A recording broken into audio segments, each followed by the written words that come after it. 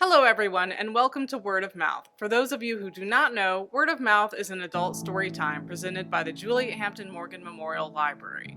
If you enjoyed today's readings and would like to watch the next program, Word of Mouth is broadcast on the first and third Thursdays of each month at 12:10 p.m. Central Time.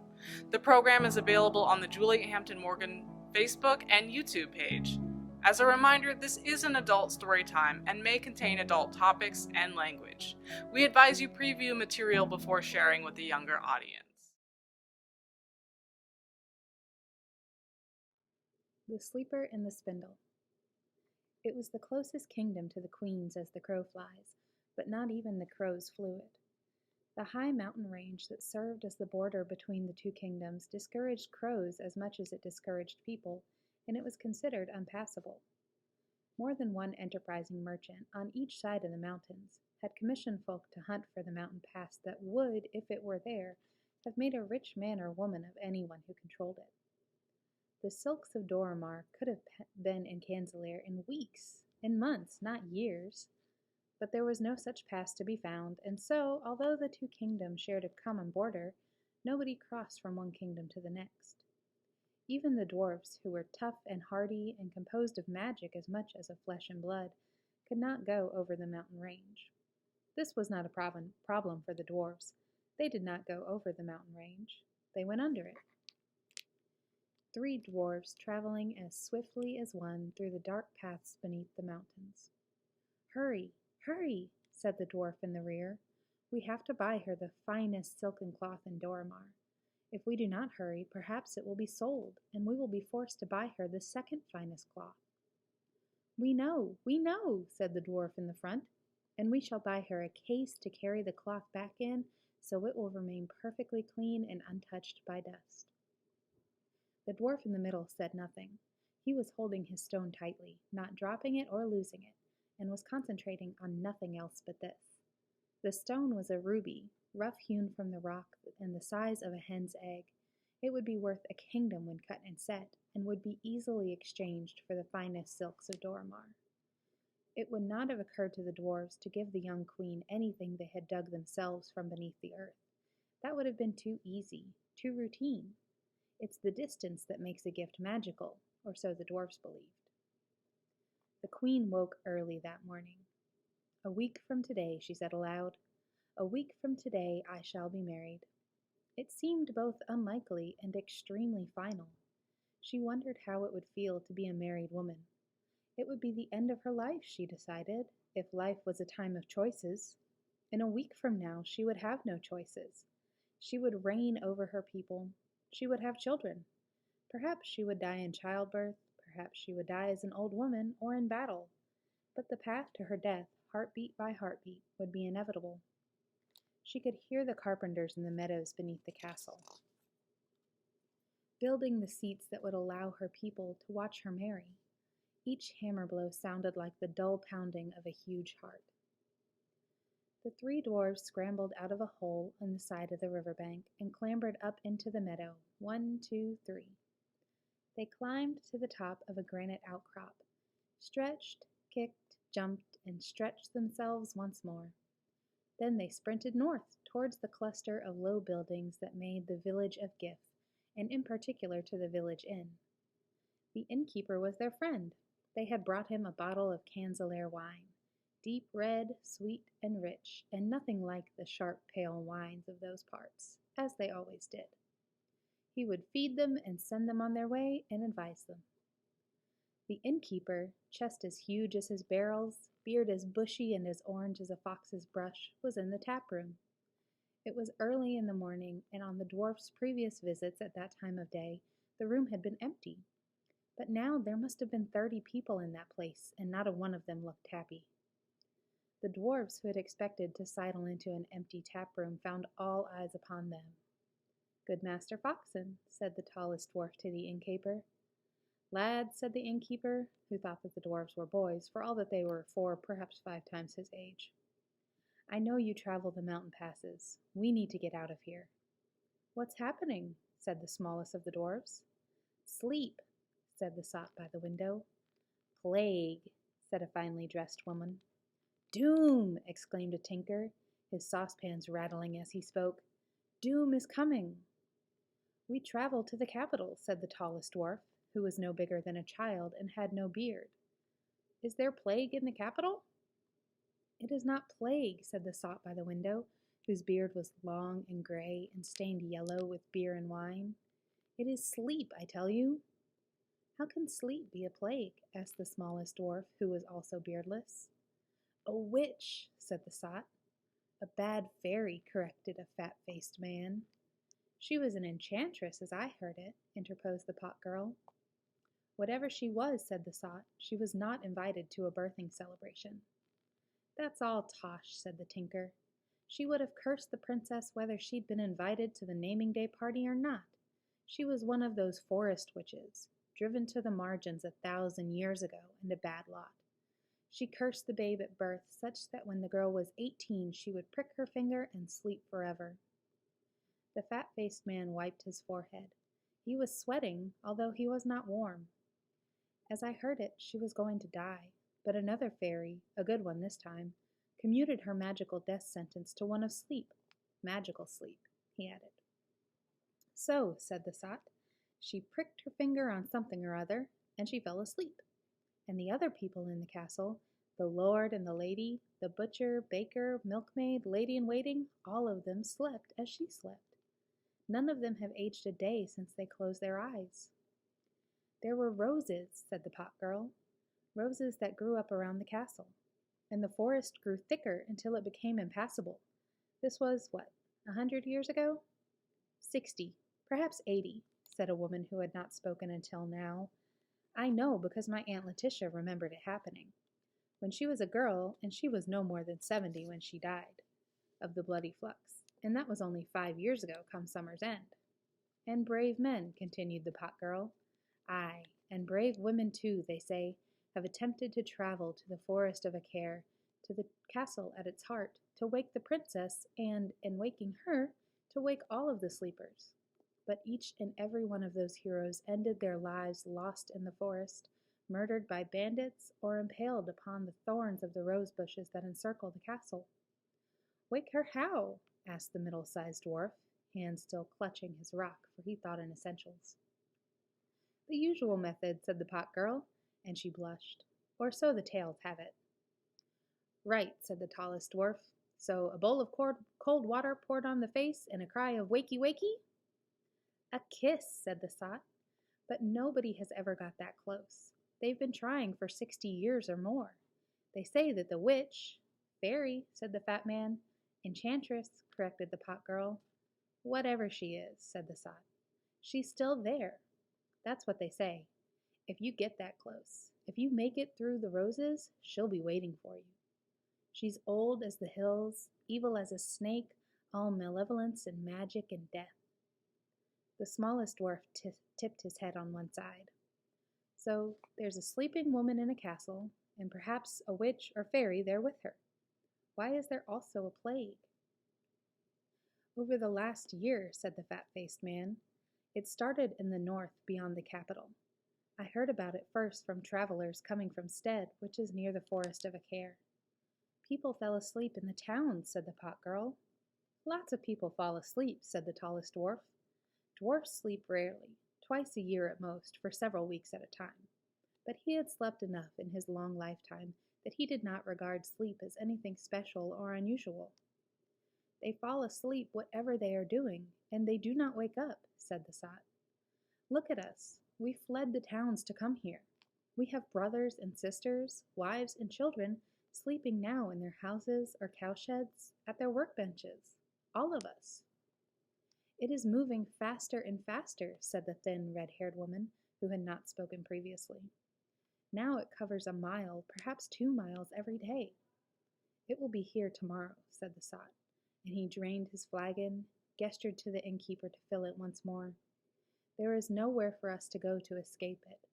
Tomorrow everything here will be asleep. Some of us have resolved to escape into drunkenness before the sleep takes us." "What is there to be afraid of in sleep?" asked the smallest dwarf. "It's just sleep. We all do it." "Go and look," said the sot. He threw back his head and drank as much as he could from his flagon. Then he looked back at them with eyes unfocused, as if he was surprised to still see them there. Well, go on. Go and look for yourselves.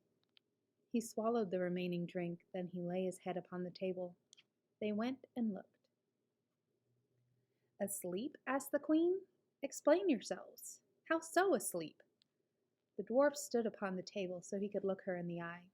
Asleep, he repeated. Sometimes crumpled upon the ground, sometimes standing. They sleep in their smithies, at their awls, on milking stools.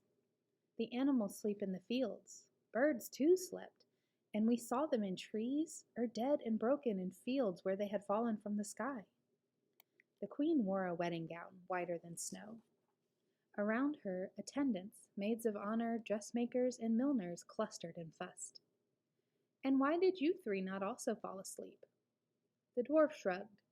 He had a russet brown beard that had always made the queen think of an angry hedgehog attached to the lower portion of his face. Dwarves are magical things. This sleep is a magical thing also. I felt sleepy, mind. And then? She was the queen, and she was questioning him as if they were alone. Her attendants began removing her gown, taking it away, folding and wrapping it, so the final laces and ribbons could be attached to it so it would be perfect. Tomorrow was the queen's wedding day. Everything needed to be perfect. By the time we returned to Foxton's Inn, they were all asleep. Every man, Jack, and Jill of them. It is expanding the zone of the spell a few miles every day. The mountains that separated the two lands were impossibly high, but not wide. The queen could count the miles. She pushed one pale hand through her raven-black hair, and she looked most serious. What did you think, then? She asked the dwarf. If I went there, would I sleep as they did? He scratched his arse unselfconsciously. You slept for a year, he said, and then you woke again, none the worse for it. If any of the biggins can stay awake there, it's you. Outside, the townsfolk were hanging bunting in the streets and decorating their doors and windows with white flowers. Silverware had been polished, and protesting children had been forced into tubs of lukewarm water. The oldest child always got the first dunk in the hottest, cleanest water, and then scrubbed with rough flannels until their faces were raw and red. They were then dunked under the water, and the backs of their ears were washed as well. I am afraid, said the queen, that there will be no wedding tomorrow. She called for a map of the kingdom, identified the villages closest to the mountains, sent messengers to tell the inhabitants to evacuate to the coast or risk royal displeasure. She called for her first minister and informed him that he would be responsible for the kingdom in her absence, and that he should do his best neither to lose it nor to break it. She called for her fiancé and told him not to take on so, and that they would still be married even if he was but a prince and she already a queen, and she chucked him beneath his pretty chin and kissed him until he smiled. She called for her mail shirt, she called for her sword, she called for provisions and for her horse, and then she rode out of the palace towards the east. It was a full day's ride before she saw, ghostly and distant, like clouds against the sky, the shape of the mountains that bordered the edge of her kingdom. The dwarves were waiting for her at the last inn in the foothills of the mountains, and they led her down deep into the tunnels the way that the dwarves travel. She had lived with them when she was little more than a child, and she was not afraid. The dwarves did not speak to her as they walked the deep paths, except on more than one occasion to say, "Mind your head." "Have you noticed," asked the shortest of the dwarves, "something unusual?" They had names, the dwarves, but human beings were not permitted to know what they were, such things being sacred. The queen had a name, but nowadays people only ever called her Your Majesty. Names are in short supply in this telling. "I have noticed many unusual things," said the tallest of the dwarves. They were in good Master Foxton's inn. "Have you noticed that even amongst all the sleepers there is something that does not sleep?" "I have not," said the second tallest, scratching his beard. "For each of them is just as we left him or her, head down, drowsing, scarcely breathing enough to disturb the cobwebs that now festoon them." "The cobweb spinners do not sleep," said the tallest dwarf. And it was the truth. Industrious spiders had threaded their webs from finger to face, from beard to table. There was a modest web in the deep cleavage of the pot girl's breasts. There was a thick cobweb that stained the sot's beard gray. The web shook and swayed in the draught of air from the open door. "I wonder," said one of the dwarfs, "whether they will starve and die, or whether there is some magical source of energy that gives them the ability to sleep for a long time." "I would presume the latter," said the queen. "If, as you say, the original spell was cast by a witch 70 years ago, and those who were there asleep even now, like Redbeard beneath his hill, then obviously they have not starved or aged or died." The dwarfs nodded. "You are very wise," said a dwarf. "You always were wise." The queen made a sound of horror and of surprise. "That man," she said, pointing. "He looked at me." It was the fat-faced man. He had moved slowly, tearing the webbing, moved his face so that he was facing her. He had looked at her, yes, but he had not opened his eyes. "People move in their sleep," said the smallest dwarf. "Yes," said the queen, "they do, but not like that. That was too slow, too stretched, too meant." "Or perhaps you imagined it," said a dwarf. The rest of the sleeping heads in that place moved slowly, in a stretched way, as if they meant to move. Now each of the sleeping faces was facing the queen. "You did not imagine it," said the same dwarf. He was the one with the red-brown beard. "But they are only looking at you with their eyes closed. That is not a bad thing." The lips of the sleepers moved in unison.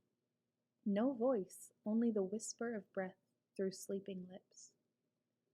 "Did they just say what I thought they said?" asked the shortest dwarf. "They said, 'Mama, it is my birthday,'" said the queen, and she shivered. They rode no horses. The horses they passed all slept, standing in fields, and could not be woken. The queen walked fast. The dwarves walked twice as fast as she did in order to keep up. The queen found herself yawning. "Bend over towards me," said the tallest dwarf. She did so. The dwarf slapped her around the face.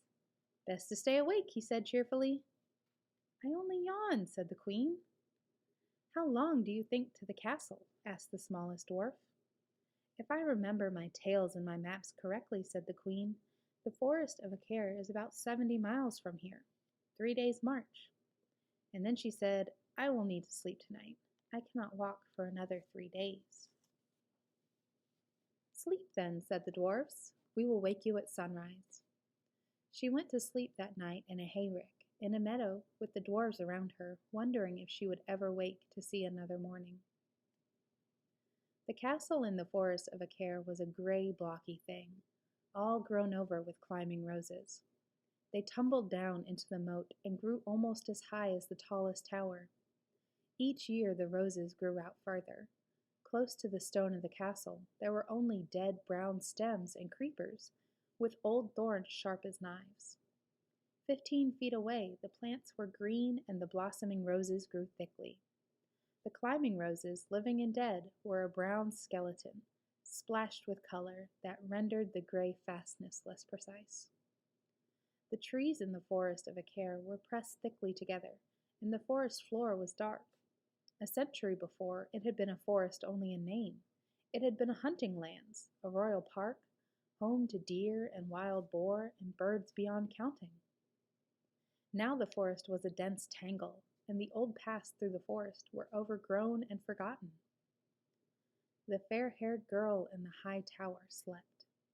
All the people in the castle slept. Each of them was fast asleep, excepting only one. The old woman's hair was gray, streaked with white, and was so sparse her scalp showed. She hobbled angrily through the castle, leaning on her stick, as if she were driven only by hatred, slamming doors, talking to herself as she walked. Up the blooming stairs and past the blooming cook, and what are you cooking now, great lard arse? Nothing in your pots and pans but dust and more dust, and all you ever ruddy do is snore. Into the kitchen garden, neatly tended. The old woman picked rampion and rocket, and she pulled a large turnip from the ground. 80 years before, the palace had held 500 chickens. The pigeon coop had been home to hundreds of fat white doves. Rabbits had run, white-tailed, across the greenery of the grass square inside the castle walls, and fish had swum in the moat and the pond, carp and trout and perch. There remained now only 3 chickens. All the sleeping fish had been netted and carried out of the water. There were no more rabbits, no more doves. She had killed her first horse 60 years back, and eaten as much of it as she could before the flesh went rainbow-colored and the carcass began to stink and crawl with blue flies and maggots. Now she only butchered the larger animals in midwinter, when nothing rotted, and she could hack and sear frozen chunks of the animal's corpse until the spring thaw. The old woman passed a mother asleep, with a baby dozing at her breast.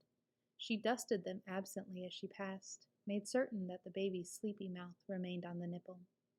She ate her meal of turnips and greens in silence. It was the first great grand city they had come to. The city gates were high and impregnably thick, but they were open wide. The 3 dwarves were all for going around it, for they were not comfortable in cities, distrusted houses and streets as unnatural things, but they followed their queen. Once in the city, the sheer number of people made them uncomfortable. There were sleeping riders on sleeping horses, sleeping cabmen up on still carriages that held sleeping passengers, sleeping children clutching their balls and hoops and the whips for their spinning tops, sleeping flower women at their stalls of brown, rotten, dried flowers, even sleeping fishmongers beside their marble slabs. The slabs were covered with the remains of stinking fish, and they were crawling with maggots. The rustle and movement of the maggots was the only movement and noise the queen and dwarves encountered. "We should not be here," grumbled the dwarf with the angry brown beard. "This road is more direct than any other road we could follow," said the queen. "Also, it leads to the bridge. The other roads would force us to ford the river." The queen's temper was equable. She went to sleep at night, and she woke in the morning, and the sleeping sickness had not touched her. The maggots rustling, and, from time to time, the gentle snores and shifts of the sleepers were all that they heard as they made their way through the city. And then a small child, asleep on a step, said loudly and clearly, "Are you spinning? Can I see?" "Did you hear that?" asked the queen. The tallest dwarf said only, "Look, the sleepers are waking." He was wrong, though. They were not waking. The sleepers were standing, however. They were pushing themselves slowly to their feet and taking hesitant, awkward, sleeping steps. They were sleepwalkers, trailing gauze cobwebs behind them. Always there were cobwebs being spun. "How many people, human people I mean, live in a city?" asked the smallest dwarf. "It varies," said the queen. "In our kingdom, no more than 20, perhaps 30,000 people. This seems bigger than our cities. I would think 50,000 people, or more. Why?" "Because," said the dwarf, "they appear to all be coming after us." Sleeping people are not fast. They stumble, they stagger, they move like children wading through rivers of treacle, like old people whose feet are weighed down by thick, wet mud. The sleepers moved towards the dwarf and the queen. They were easy for the dwarves to outrun, easy for the queen to outwalk. And yet, there were so many of them. Each street they came to was filled with sleepers, cobweb-shrouded, eyes tight closed, or eyes open and rolled back in their heads showing only the white, all of them shuffling sleepily forward. The queen turned and ran down an alleyway, and the dwarves ran with her. "This is not honorable," said a dwarf. "We should stay and fight." "There is no honor," gasped the queen, "in fighting an opponent who has no idea that you are even there. No honor in fighting someone who is dreaming of fishing or of gardens or of long dead lovers." "What would they do if they caught us?" asked the dwarf beside her. "Do you want to find out?" asked the queen. "No," admitted the dwarf. They ran, and they did not stop from running until they had left the city by the far gates and had crossed the bridge that spanned the river. The old woman had not climbed the tallest tower in a dozen years. It was a laborious climb, and each step took its toll on her knees and on her hips. She walked up the curving stone stairwell, each small, shuffling step she took in agony. There were no railings there, nothing to make the steep steps easier. She leaned on her stick sometimes to catch her breath, and then she kept climbing. She used the stick on the webs, too. Thick cobwebs hung and covered the stairs, and the old woman shook her stick at them, pulling the webs apart, leaving spiders scurrying for the walls. The climb was long and arduous, but eventually she reached the tower room. There was nothing in that room but a spindle and a stool, beside one slitted window, and a bed in the center of the round room. The bed was opulent. Crimson and gold cloth was visible beneath the dusty netting that covered it and protected its sleeping occupant from the world. The spindle sat on the ground beside the stool, where it had fallen almost 80 years before. The old woman pushed at the netting with her stick, and dust filled the air. She stared at the sleeper on the bed. The girl's hair was the golden yellow of meadow flowers. Her lips were the pinks of roses that climbed the palace walls. She had not seen daylight in a long time, but her skin was creamy, neither pallid nor unhealthy. Her chest rose and fell almost imperceptibly in the semi-darkness. The old woman reached down and picked up the spindle. She said aloud, "If I drove this spindle through your heart, then you'd not be so pretty, would you? Eh? Would you?" She walked towards the sleeping girl in the dusty white dress. Then she lowered her hand. "No, I can't. I wish to all the gods that I could." All of her senses were fading with age, but she thought she heard voices from the forest. Long ago she had seen them come, the princes and the heroes, watched them perish, impaled upon the thorns of the roses. But it had been a long time since anyone, hero or otherwise, had reached as far as the castle. "Eh?" she said aloud. As she said so much aloud, for who was to hear her? "Even if they come, they'll die screaming on the blinking thorns. There's nothing they can do, that anyone can do. Nothing at all." A woodcutter, asleep by the bole of a tree half felled half a century before, had now grown into an arch, opened his mouth as the queen and the dwarfs passed by, and said, "My, what an unusual naming day present that must have been." 3 bandits, asleep in the middle of what remained of the trail, their limbs crooked as if they had fallen asleep while hiding in a tree above, and tumbled without waking to the ground below, said, in unison without waking, "Will you bring me roses?" One of them, a huge man, fat as a bear in autumn, seized the queen's ankle as she came close to him. The smallest dwarf did not even hesitate. He lopped the hand off with his hand axe, and the queen pulled the man's fingers away one by one until the hand fell on the leaf mold. "Bring me roses," said the 3 bandits as they slept, with one voice, while the blood oozed indolently onto the ground from the stump of the fat man's arm. "I would be so happy if you would only bring me roses." They felt the castle long before they saw it, felt it as a wave of sleep that pushed them away. If they walked towards it, their heads fogged, their minds frayed, their spirits fell, their thoughts clouded. The moment they turned away, they woke up into the world, felt brighter, saner, wiser. The queen and the dwarfs pushed deeper into the mental fog. Sometimes a dwarf would yawn and stumble. Each time the other dwarfs would take him by the arms and march him forward, struggling and muttering until his mind returned. The queen stayed awake, although the forest was filled with people she knew could not be there. They walked beside her on the path. Sometimes they spoke to her.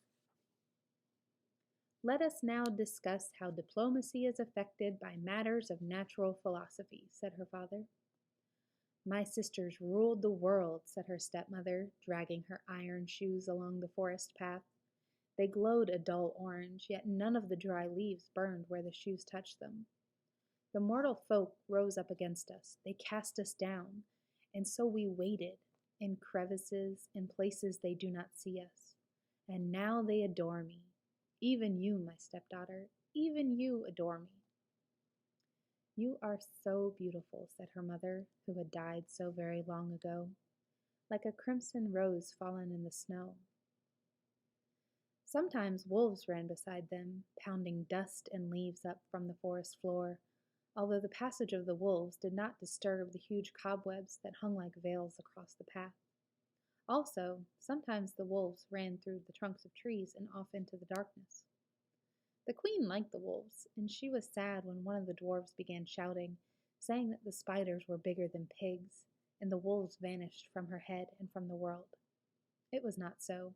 There were only spiders of a regular size, used to spinning their webs undisturbed by time and by travelers. The drawbridge across the moat was down, and they crossed it, although everything seemed to be pushing them away. They could not enter the castle, however. Thick thorns filled the gateway, and fresh growth covered with roses. The queen saw the remains of men in the thorns, skeletons in armor and skeletons unarmored. Some of the skeletons were high on the sides of the castle, and the queen wondered if they had climbed up seeking an entry and died there, or if they had died on the ground and been carried upward as the roses grew. She came to no conclusions. Either way was possible. And then her world was warm and comfortable, and she became certain that closing her eyes for only a handful of moments would not be harmful. Who would mind?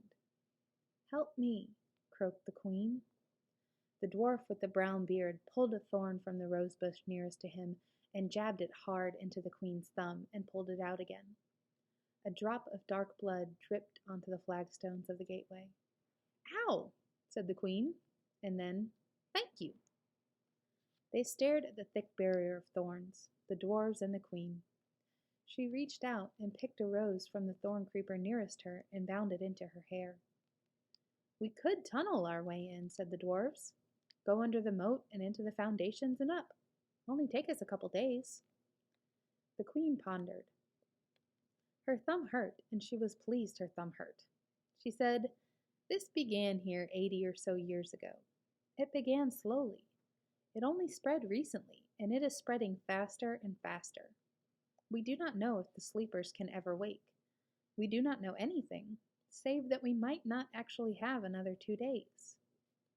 She eyed the dense tangle of thorns, living and dead, decades of dry, dead plants, their thorns as sharp and death as ever they were when alive.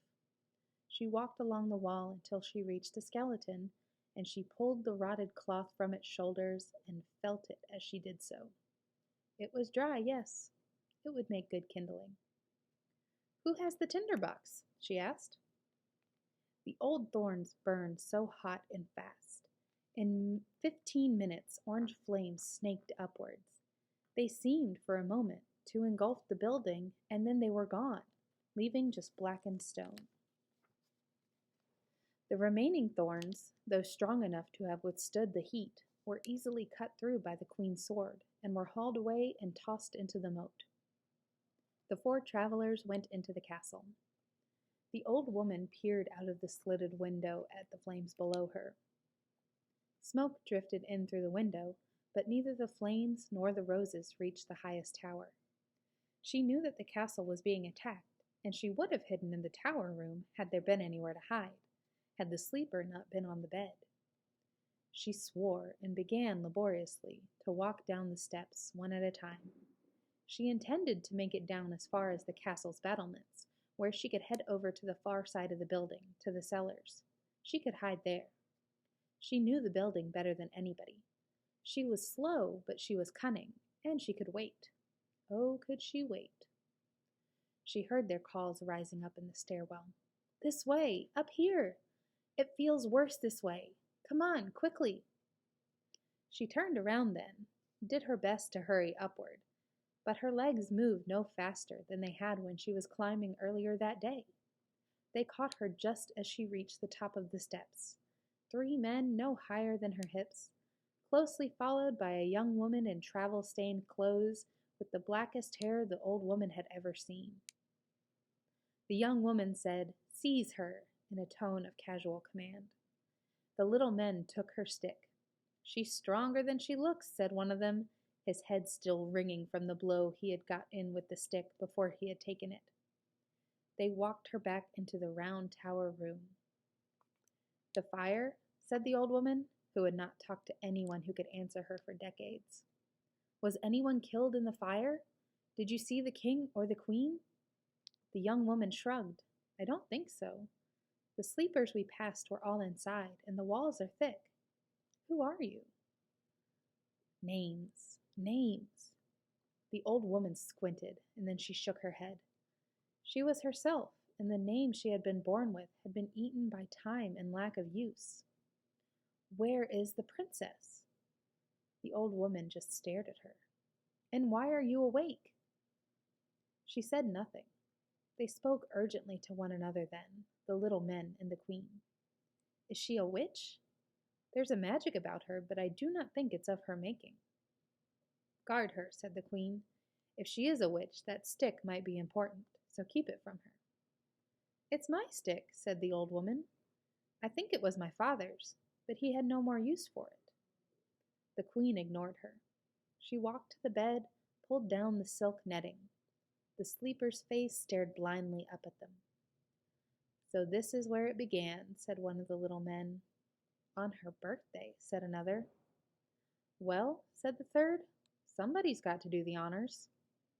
"I shall," said the queen gently. She lowered her face to the sleeping woman's.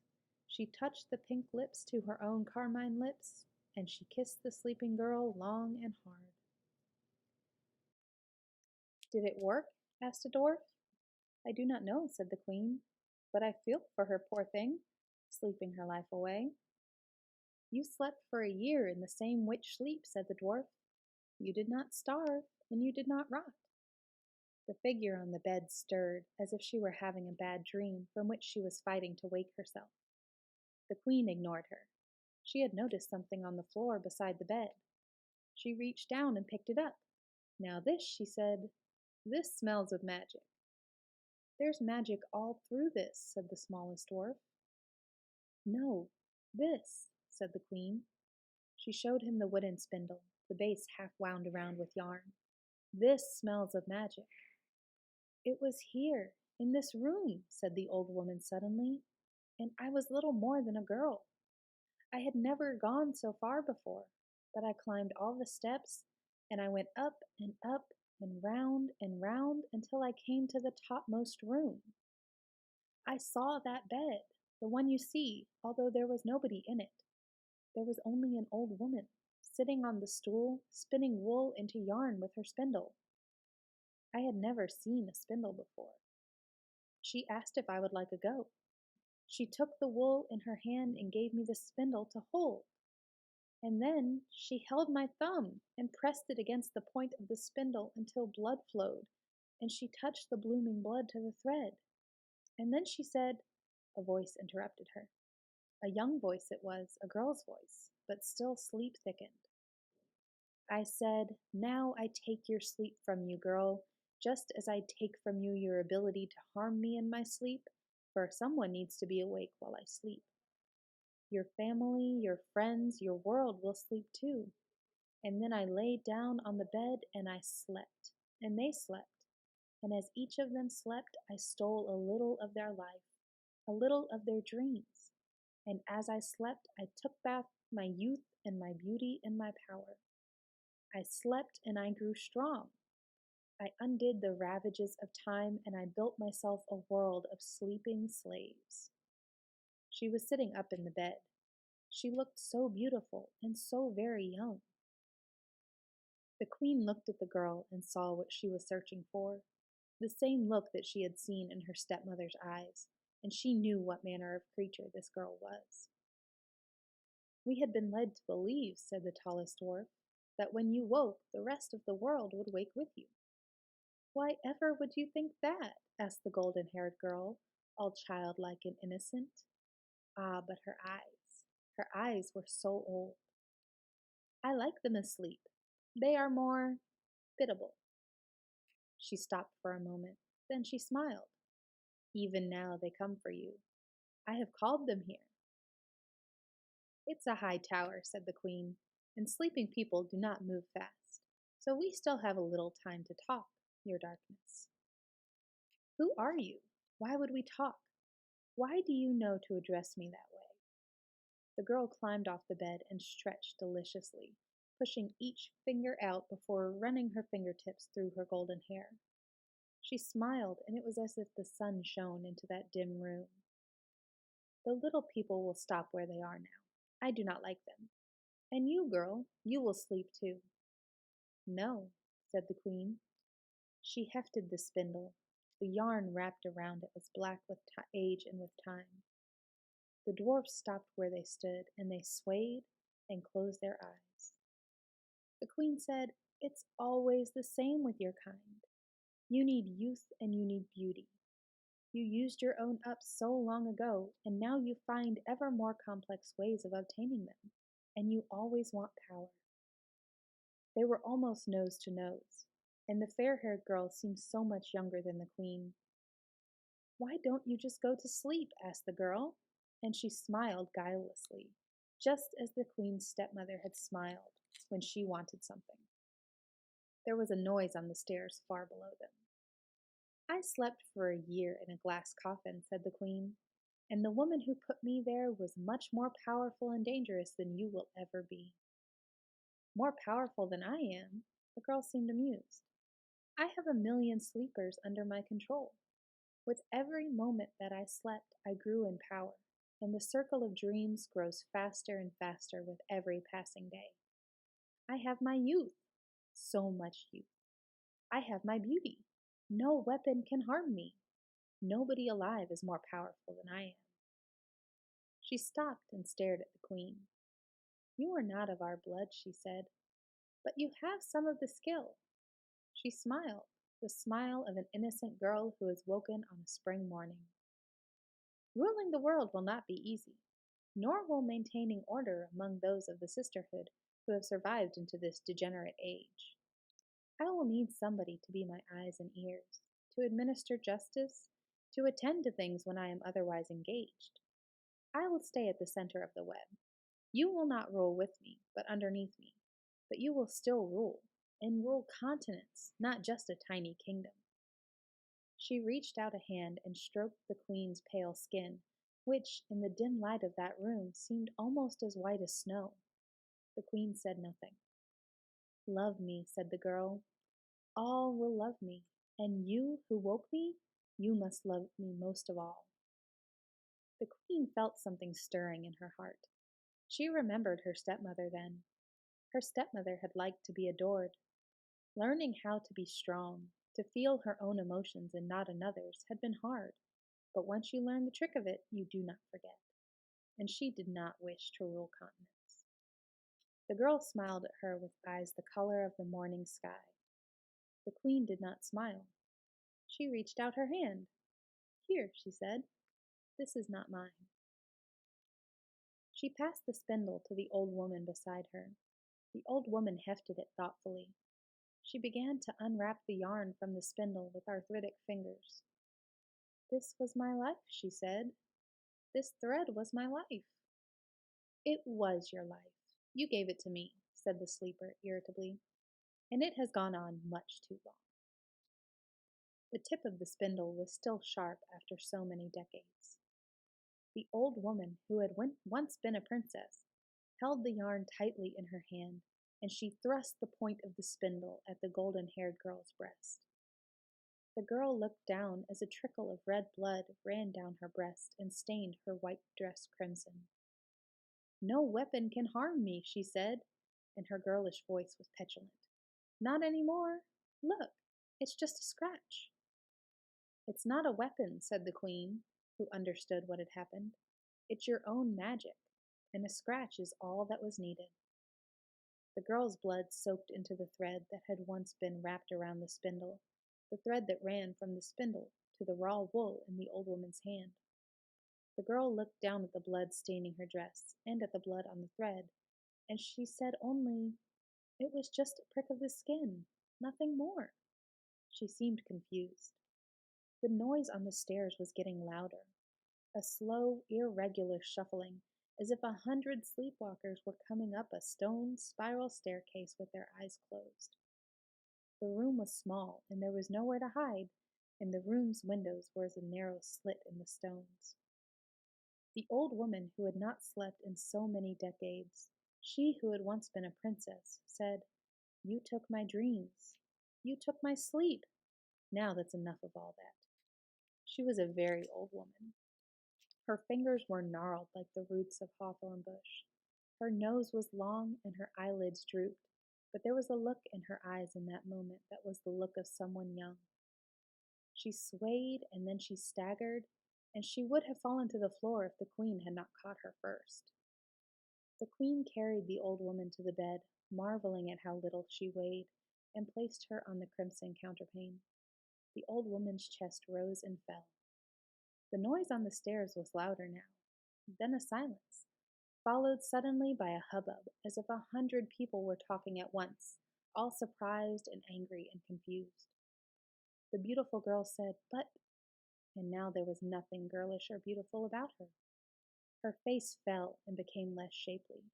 She reached down to the smallest dwarf, pulled his hand axe from his belt. She fumbled with the axe, held it up threateningly with hands all wrinkled and worn. The queen drew her sword. The blade edge was notched and damaged from the thorns.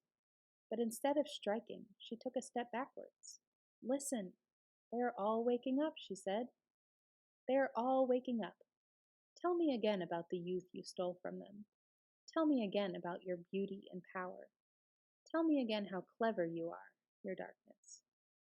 When the people reached the tower room, they saw an old woman asleep on a bed, and they saw the queen, standing tall, and beside her the dwarfs, who were shaking their heads or scratching them.